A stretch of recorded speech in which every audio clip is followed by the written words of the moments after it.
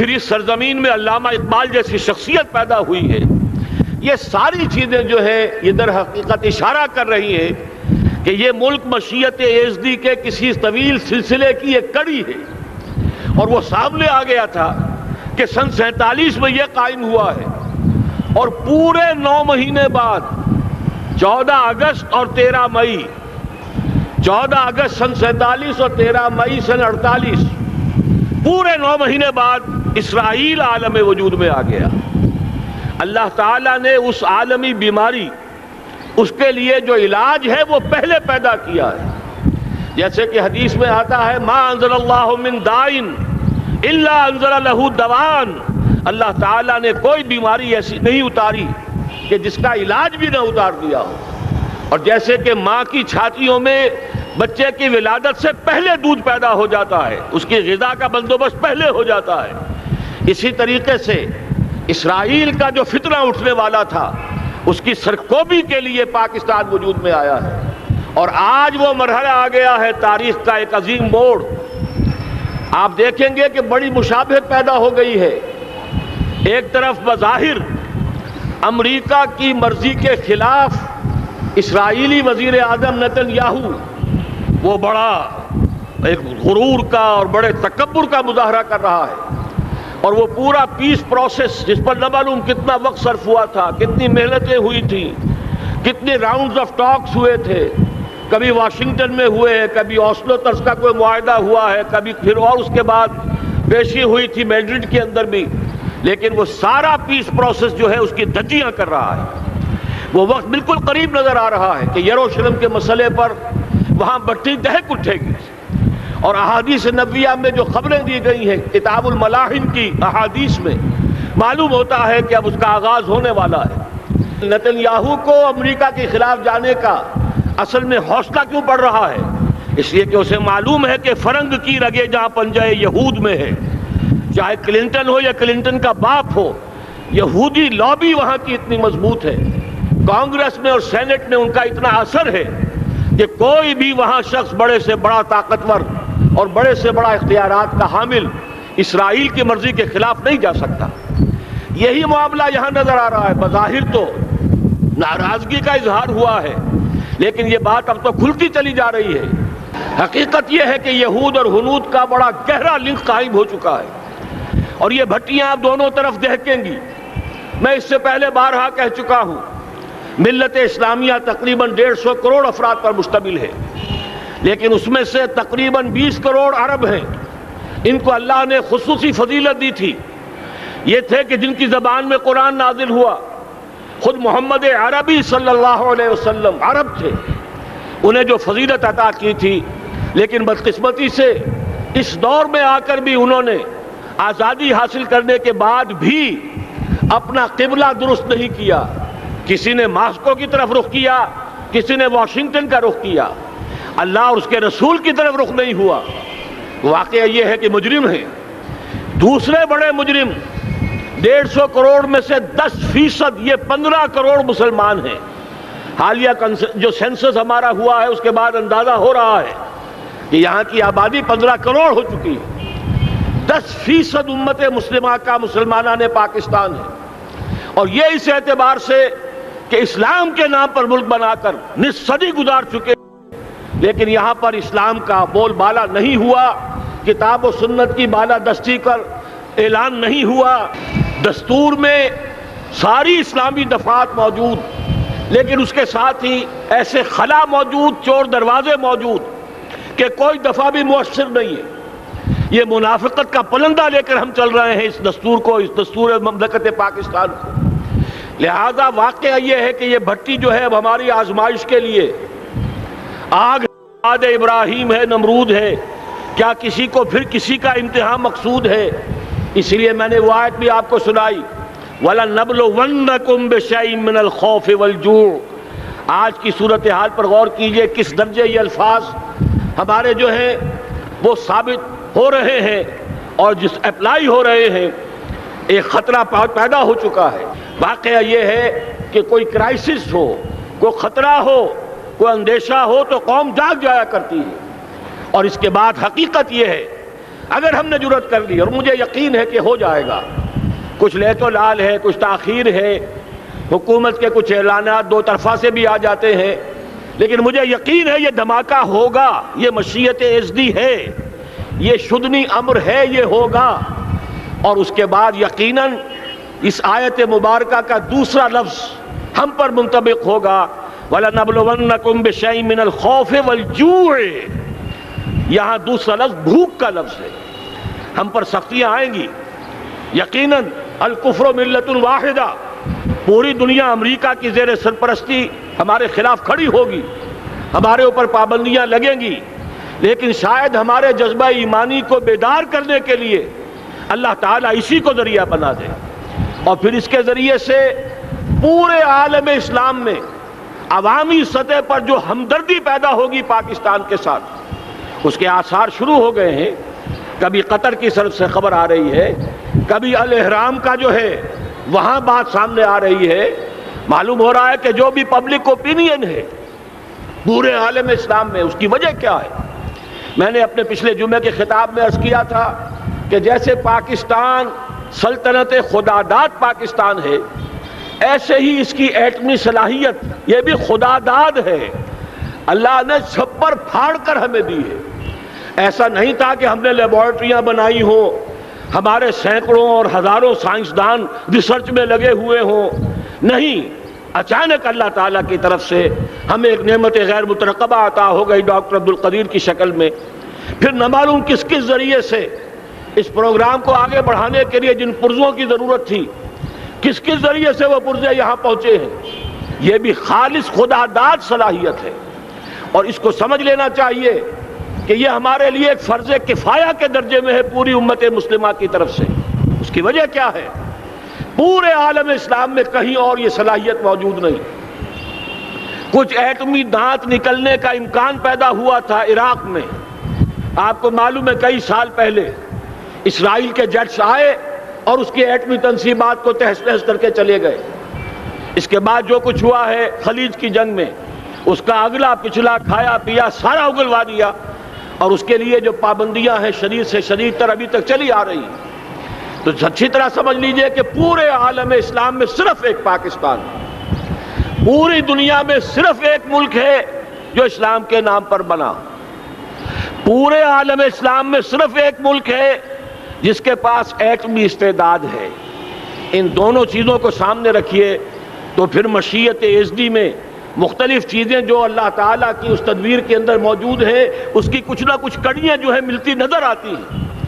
لہذا اگر یہ معاملہ ہو جاتا ہے تو یقیناً اگرچہ سختی آئے گی، وَلَنَبْلُوَنَّكُمْ بِشَيْءٍ مِّنَ الْخَوْفِ وَالْجُوعِ، لیکن ایک تو یہ کہ اس قوم کے اندر سے انشاءاللہ جذبہ ایمانی برآمد ہوگا، اس قوم کے اندر سے ایثار اور قربانی کے جذبات برآمد ہوں گے، پورے عالم اسلام کی اخلاقی سپورٹ اسے حاصل ہوگی۔ اور میں یہ سمجھتا ہوں کہ جیسے نوائے وقت نے بھی بہت اچھا کیا، کل یا پرسوں کے اپنے جو سرورق پر وہ احادیث شائع کر دی ہیں، جن میں سے دوسری حدیث بڑی معنی خیز ہے۔ حضور نے فرمایا اصابتان احرزہم اللہ من النار، دو لشکر ایسے ہیں کہ جن کو اللہ تعالیٰ نے جہنم کی آگ سے چھٹکارے کا پروانہ دے دیا۔ وہ لشکر جو ہیں وہ جہنم کی آگ سے چھٹکارا پا گئے، احرزہم اللہ من النار۔ وہ دونوں لشکر کون سے ہوں گے؟ اصابت یغزو الہند، ایک وہ کہ جو ہندوستان پر حملہ آور ہوگا، اور دوسرا وہ جو حضرت مسیح علیہ السلام کے ساتھ جبکہ ان کا نزول ہوگا، اور اللہ تعالیٰ ایک مجدد، اس آخری دور کے مجدد کی حیثیت سے حضرت مہدی کو بھی ہمارے درمیان میں سے اٹھائے گا، اور پھر جو آخری فیصلہ کن جنگ ہوگی الملحمۃ العظمیٰ، اس کے لیے یہاں سے فوجیں جائیں گی ان کی مدد کے لیے۔ اب ان دونوں فوجوں کو ایک حدیث میں جمع کرنے سے اندازہ کر لیجئے کہ اس کا مطلب کیا ہے۔ یہ علاقہ پاکستان اور اس سے ملحق افغانستان، یہ علاقہ ہے کہ جو اسلام کا گہوارہ پہلے بنے گا، یہاں سے فوجیں جائیں گی، اور دائیں بھی اور بائیں بھی، مشرق میں بھی اور مغرب میں بھی، اور یہیں سے انشاءاللہ تعالی اسلام کا جو عالمی غلبے کا جو وعدہ ہے اللہ کا، کی خبر دی ہے محمد الرسول اللہ صلی اللہ علیہ وسلم نے لا يبقى على الارض بیت وبر ولا مدر الا ادخلہ اللہ کلمۃ الاسلام، اس روئے ارضی پر کوئی گھر بچے گا نہ خیمہ بچے گا جس میں اللہ تعالیٰ کلمہ اسلام کو داخل نہ کر دے۔ وہ حدیث کے جس کے بارے میں فرمایا گیا، حضور نے ارشاد فرمایا، حضرت ثوبان سے روایت ہے کہ اللہ تعالیٰ نے میرے لیے ساری زمین کو سمیٹ دیا۔ ان اللہ زوالی الارض فرأیت مشارقہا و مغاربہا، میں نے اس زمین کے سارے مشرق دیکھ لیے، سارے مغرب دیکھ لیے، لیکن یہ جان لو ان امتی سیبلغ ملکہا ما ذرئ لی منہا، میری امت کی حکومت ان تمام علاقوں پر قائم ہو کر رہے گی جو پوری زمین کو لپیٹ کر مجھے دکھا دیے گئے۔ یہ وعدہ پورا ہونا ہے، اور اس وعدے کا نقطۂ آغاز یہی سرزمین، اور جیسا کہ ہمیں افغانستان میں آثار نظر آ رہے ہیں، ایک خالص دینی مذہبی حکومت قائم ہو چکی ہے۔ افغانستان کا 80% علاقہ امن کا گہوارہ بن چکا ہے، علماء کی وہاں قیادت ہے اور حکومت ہے۔ یہ پاکستان اور افغانستان مل کر، جیسا کہ آپ کو یاد ہوگا میں نے جب تجویز پیش کی تھی کہ حکومت پاکستان فوراً تسلیم کرے طالبان کو، اللہ کا شکر ہے، میں یہ نہیں کہتا کہ میرے کہنے کی وجہ سے ہوا، لیکن بہرحال اللہ کا فضل ہوا کہ چند دن کے بعد ہی حکومت پاکستان نے تسلیم کر لیا طالبان کی حکومت کو۔ میری دوسری تجویز ابھی پینڈنگ ہے، پاکستان اور افغانستان کا کے درمیان کانفیڈریشن قائم کیا جائے۔ یہ ملک دونوں مل کر واقعتاً، کہ ایک نے واقعتاً 15 لاکھ سے زیادہ جانیں دے کر مرنا سیکھ لیا ہے، اور جو قوم مرنا سیکھ لے اسے کوئی مار نہیں سکتا، اسے کوئی شکست نہیں دے سکتا، اور ایک وہ قوم ہے پاکستان میں کہ جو 400 سال کی تجدیدی مساعی کے اثرات کی امین ہے، یہ اس کا تراث علمی ہے، چاہے وہ تحریک حضرت مجدد الفسانی کی تھی، چاہے وہ علمی تحریک شاہ ولی اللہ کی تھی، چاہے وہ تحریک جہاد سید احمد بریلوی کا تھا، چاہے اور جو بھی رجال عظیم پیدا ہوئے ہیں 14ویں صدی ہجری میں، ان سب کے اثرات یہاں موجود ہیں۔ یہ چیزیں مل کر وہ طاقت بنے گی کہ یہاں سے اسلام پھر پھیلے گا، مشرق کی طرف بھی مغرب کی طرف بھی۔ اصابۃ تغزو الہند و اصابۃ مع عیسیٰ ابن مریم، یہ چیزیں جو ہونی ہیں الحمدللہ میں سمجھتا ہوں کہ اب تیزی کے ساتھ حالات اس رخ پر جا رہے ہیں۔ کہیں فرمایا ان ینصرکم اللہ فلا غالب لکم، اگر اللہ تمہاری مدد کرے تو کوئی تم پر غالب نہیں آ سکتا، وَإِن یخذلکم، اور اگر خدا نہ خواستہ اللہ تعالیٰ ہی اپنی مدد تم سے کھینچ لے، واپس لے لے، سلب کر لے، ان یخذلکم، تمہیں چھوڑ دے، فَمَنْ ذَا الَّذِي يَنصُرُكُم مِّن بَعْدِهِ، تو پھر کون ہے جو تمہاری مدد کر سکے گا؟ اس مرحلے پر سیاسی جماعتیں اپنے جو ان کا مزاج ہے اس کے مطابق چاہتی ہیں کہ کیپٹلائز کریں، پولیٹیکل مفادات حاصل کریں۔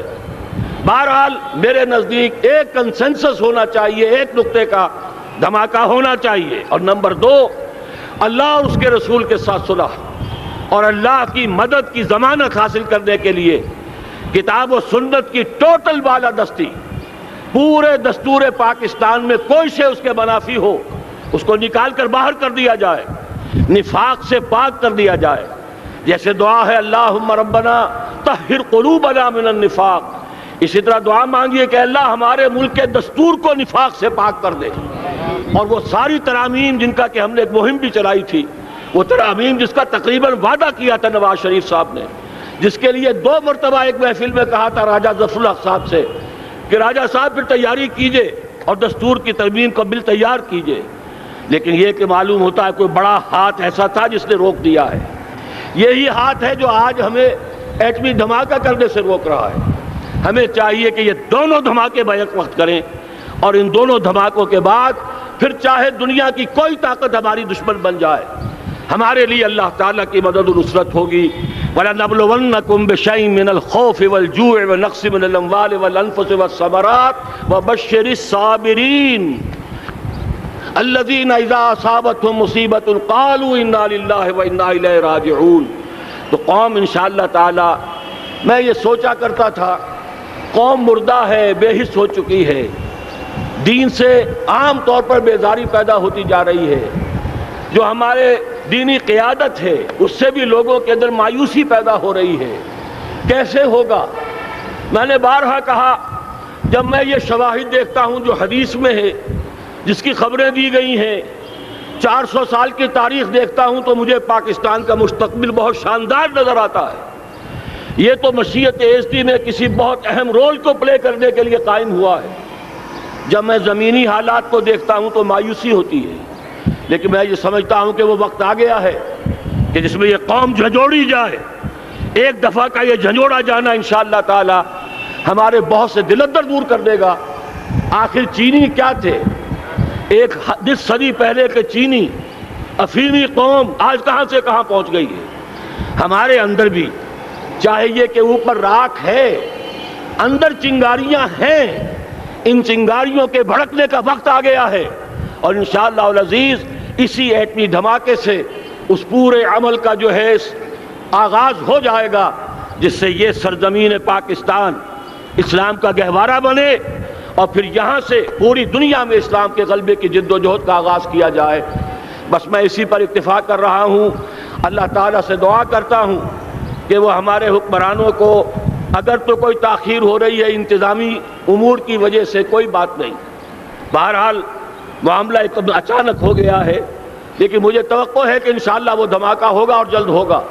اگر کوئی تذبذب ہے تو ہم اللہ تعالیٰ سے دعا کریں گے وہ نواز شریف صاحب کے دل کو پھیر دے اور اس کے اندر استقامت پیدا کر دے، اور دوسرے یہاں کی سیاسی جماعتوں کو بھی یہ توفیق دے کہ کوئی اور سیاسی مسئلہ اس وقت نہ اٹھائیں، اور جو بھی یہاں پہ مذہبی اور دینی عناصر ہیں انہیں اللہ توفیق دے کہ وہ اس دھماکے کا مطالبہ کرنے کے ساتھ ساتھ، بلکہ میں یہ سمجھتا ہوں کہ اس سے بھی زیادہ زوردار انداز میں دستور پاکستان سے منافقت کے خاتمے اور کتاب و سنت کو سپریم لا قرار دینے کی ترمیم جو ہے اس کا دھماکہ بھی کیا جائے۔